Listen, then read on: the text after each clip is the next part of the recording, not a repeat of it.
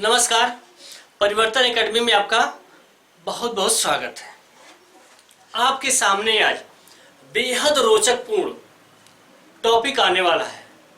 यह छोटी सी वीडियो होगी, लेकिन इसके जो विषय रहेंगे वह आपको भरपूर जानकारी प्रदान करेंगे, रोचकता के साथ भरपूर जानकारी प्रदान करेंगे।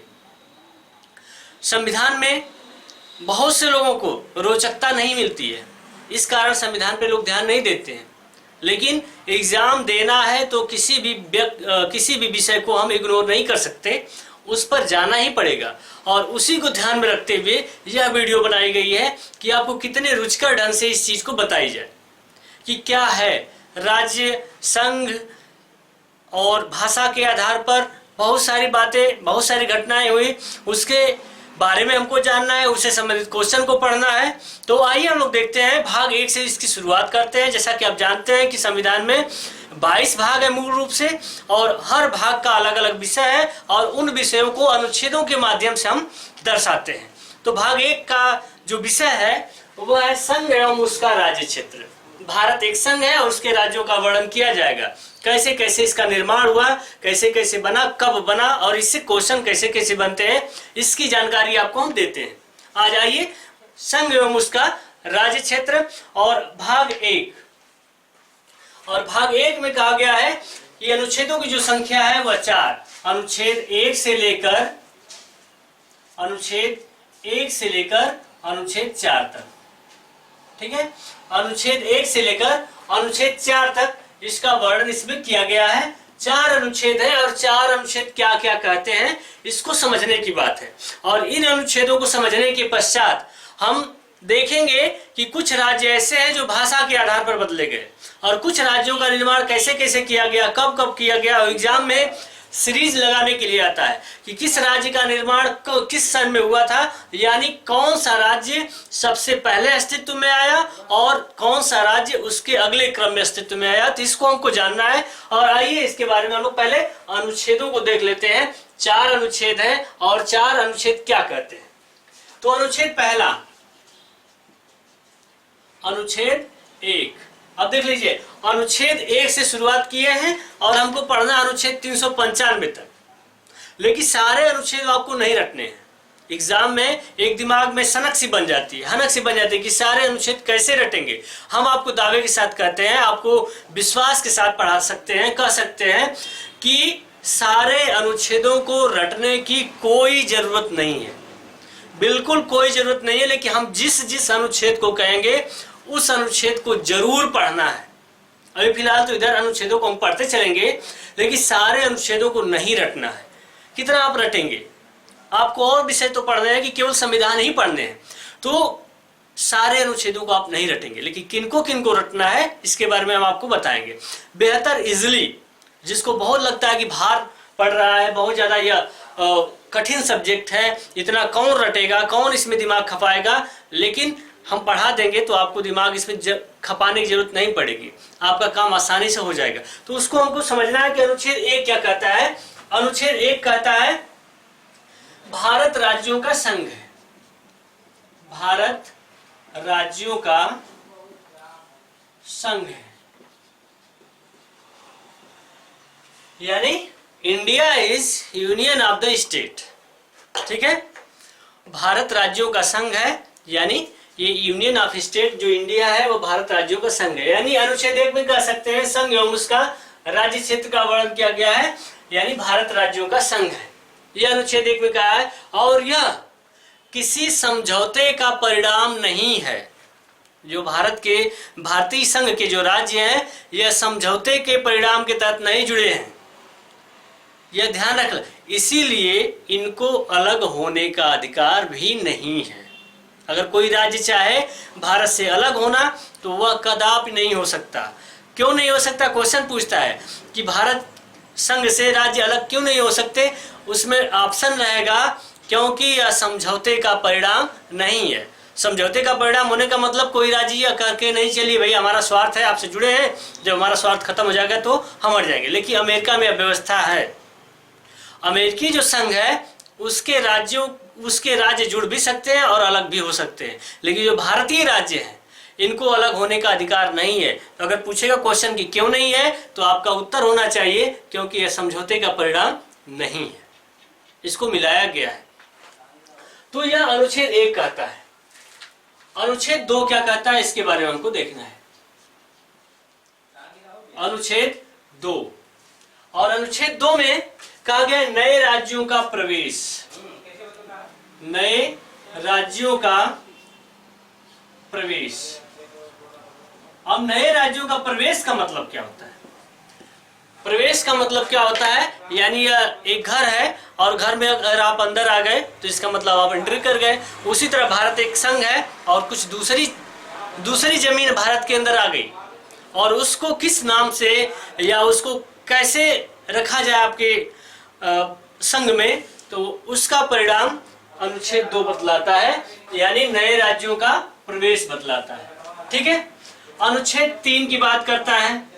अनुच्छेद 3 क्या कहता है?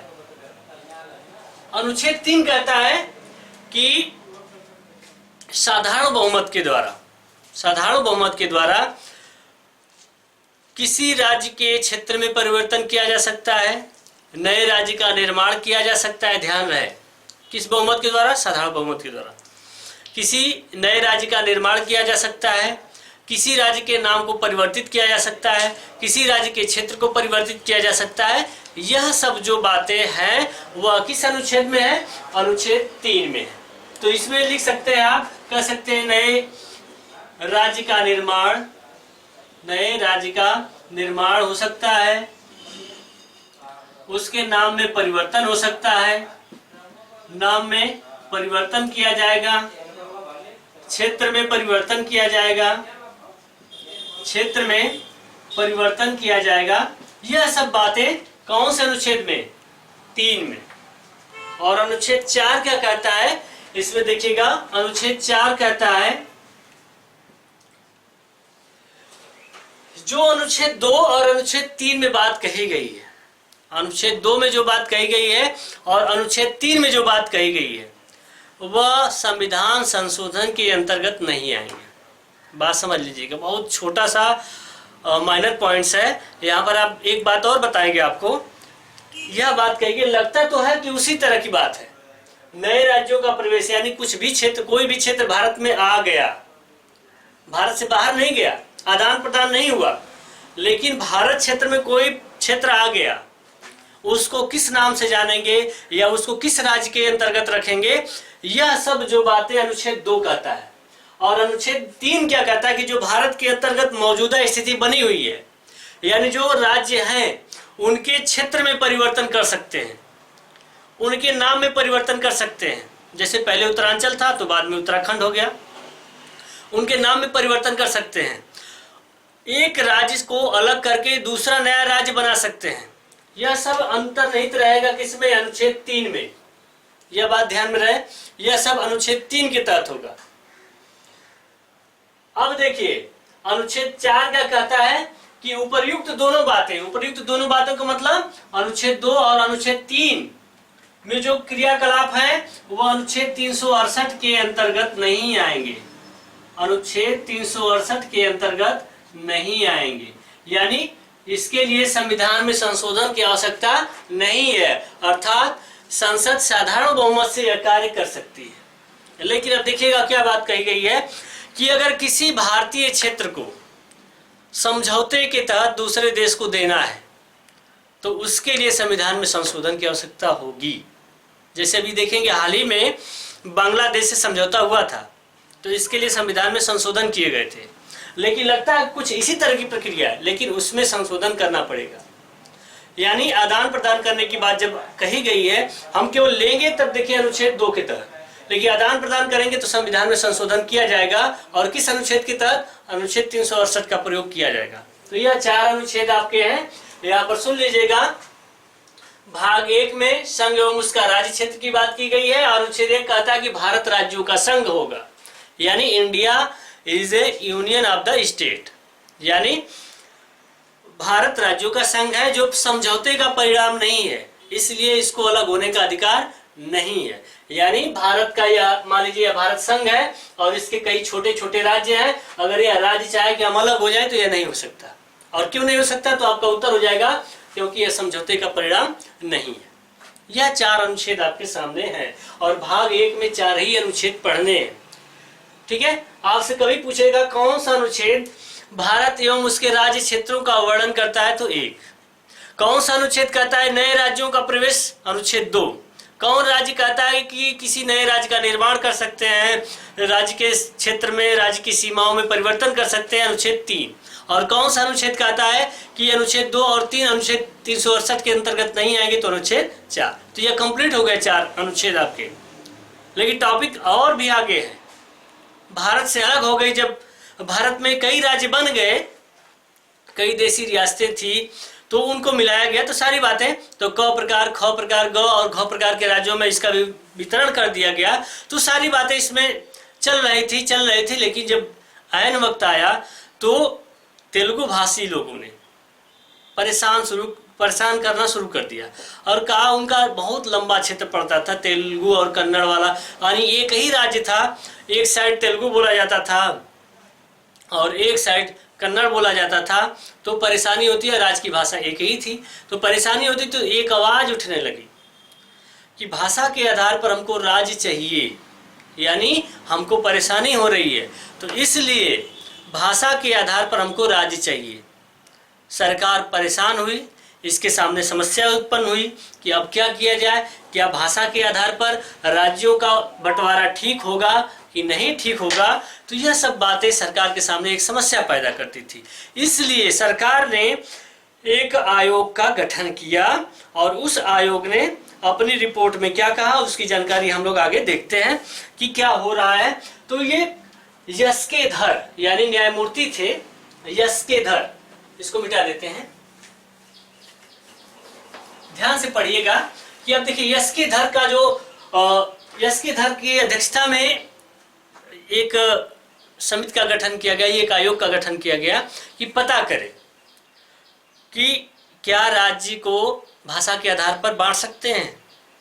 तो उस यस्केधर आयोग का जब गठन किया जाएगा तो 27 नवंबर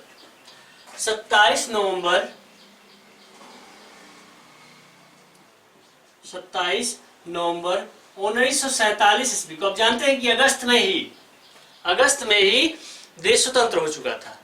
और इधर अगस्त, सितंबर, अक्टूबर, नवंबर, 27 नवंबर 1947 ईस्वी को यस्केधर की अध्यक्षता में एक आयोग का गठन किया गया और इससे पूछा गया कि आप पता करिए, जांच करिए, रिसर्च कीजिए कि क्या भाषा के आधार पर राज्यों का बंटवारा उचित होगा कि उचित नहीं होगा। बात समझ लीजिएगा, अनुच्छेद तो आप पढ़ लीजिए, अनुच्छेद को आप छोड़ दीजिए। अगर आप क्वेश्चन देखिए, यहाँ पर हमारा दूसरा विषय आ गया, भाषा के आधार पर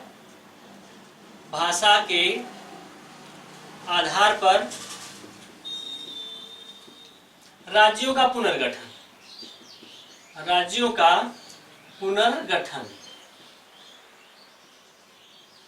ठीक है, अब यह हमारा टॉपिक यह है, वो अनुच्छेद वाली बात आप भूल जाइए, यह हमारी टॉपिक है।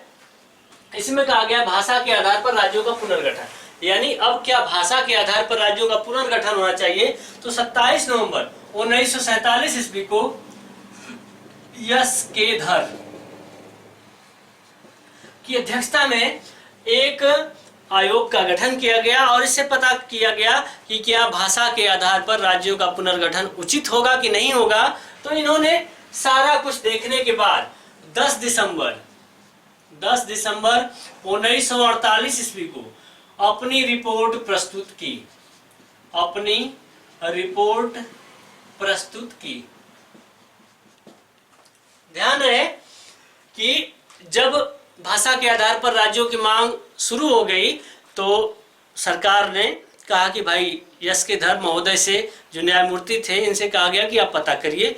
और इन्होंने 10 दिसंबर 1948 ईस्वी को अपनी रिपोर्ट प्रस्तुत की और उस रिपोर्ट में कहा कि नहीं, भाषा के आधार पर राज्यों का पुनर्गठन उचित नहीं होगा। तो कैसे होगा? कहा कि प्रशासनिक आधार पर भौगोलिक आधार पर, भौगोलिक आधार बनाकर, वित्तीय आधार पर, वित्तीय आधार पर तथा विकास के आधार पर, विकास के आधार पर अब राज्यों का पुनर्गठन कर सकते हैं। 4 तरह से आप राज्यों का पुनर्गठन कर सकते हैं, यानी भौगोलिक आधार पर, प्रशासनिक आधार पर, भौगोलिक आधार पर, वित्तीय आधार पर और विकास के आधार पर राज्यों का पुनर्गठन कर सकते हैं।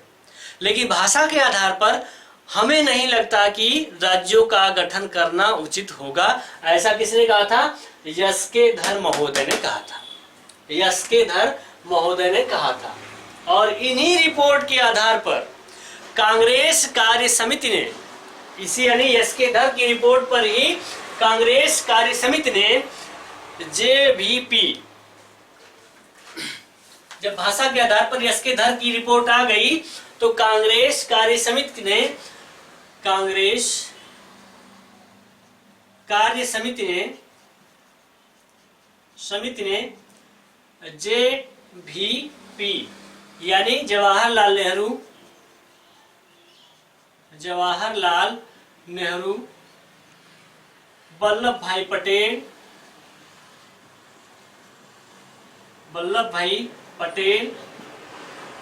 पट्टाभी सीतारमैया,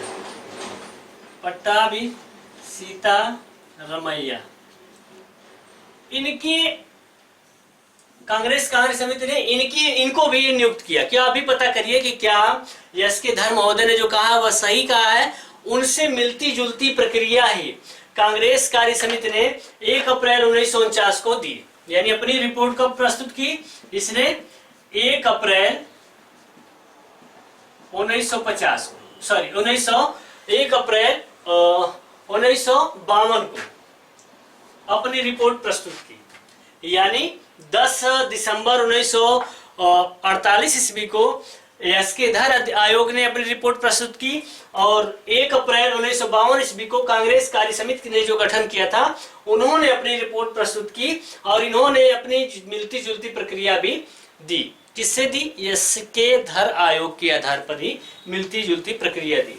और इससे नाराज होकर, यानी दोनों आयोगों की रिपोर्टों से नाराज होकर भाषा के आधार पर राज्यों के पुनर्गठन की मांग को लेकर एक नेता थे दक्षिण भारत के, जिनको पोट्टी श्री रामल्लू के नाम से जाना जाता है। पोट्टी श्री रामल्लू के नाम से जाना जाता है। और पोट्टी श्री रामल्लू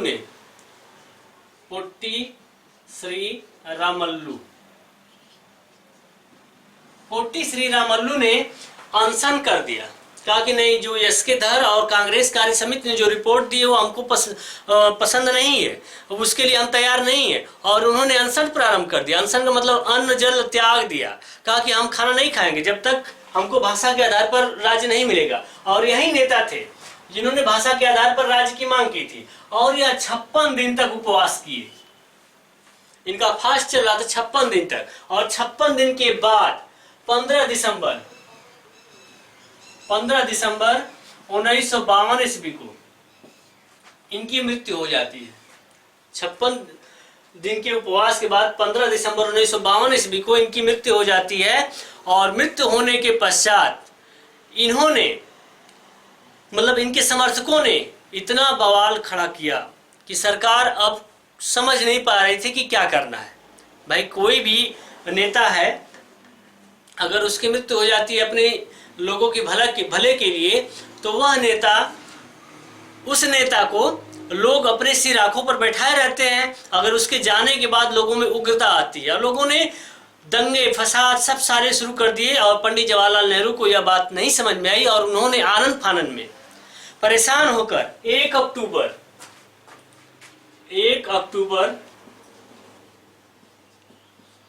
1953 ईस्वी को आंध्र प्रदेश को भाषा के आधार पर गठित किया। अब यहीं से क्वेश्चन आता है आपसे कि भाषा के आधार पर बनने वाला पहला राज्य कौन था? आंध्र प्रदेश। ठीक है, कौन राज्य था? आंध्र प्रदेश था। ध्यान रहे, बिल्कुल आपको एग्जाम में मिलेगा, आपके सामने आंध्र प्रदेश रहेगा, पहला ही ऑप्शन, पहला ही प्रदेश ऐसा बना था जो आंध्र प्रदेश था। और इसके नेता कौन थे? पोट्टी श्री रामुलु। इनकी मृत्यु कब हुई थी? 15 दिसंबर 1952 ईस्वी को। तो यह बात ध्यान रहे कि भाषा के आधार पर सबसे पहले बनने वाला राज्य कौन था? आंध्र प्रदेश था। और कब बना था? 1 अक्टूबर 1953 ईस्वी को। 1 अक्टूबर 1953 ईस्वी को यह प्रकाश में आया, यानी आंध्र प्रदेश बना। और भाषा के आधार पर बनने वाला पहला राज्य था, कौन था? आंध्र प्रदेश। ठीक है, अब देखेंगे राज्य पुनर्गठन अधिनियम। अगला आएगा कि राज्य पुनर्गठन अधिनियम भाषा के आधार पर हो गया। अब हम देखते हैं राज्य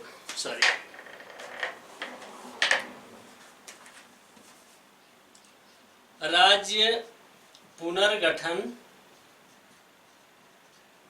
अधिनियम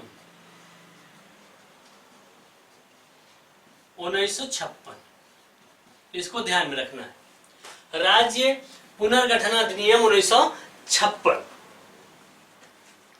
इसमें क्या होता है कि जैसे ही भाषा के आधार पर आंध्र प्रदेश का गठन किया गया, पूरे देश में सभी जगह भाषा के आधार पर राज्यों की मांग शुरू हो गई कि आपने तो उनको दिया है, हमको क्यों नहीं देंगे।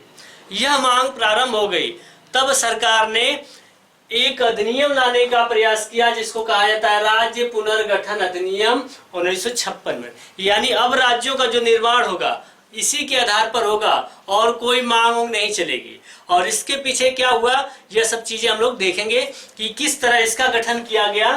तो इसका गठन जो था 1953 ईस्वी में, 1953 ईस्वी में 1953 ईस्वी में इसके बारे में सोचा गया कि राज्यों का गठन कैसे किया जाए। तो यह सब चीजें आपके सामने मिली और न्यायमूर्ति फजल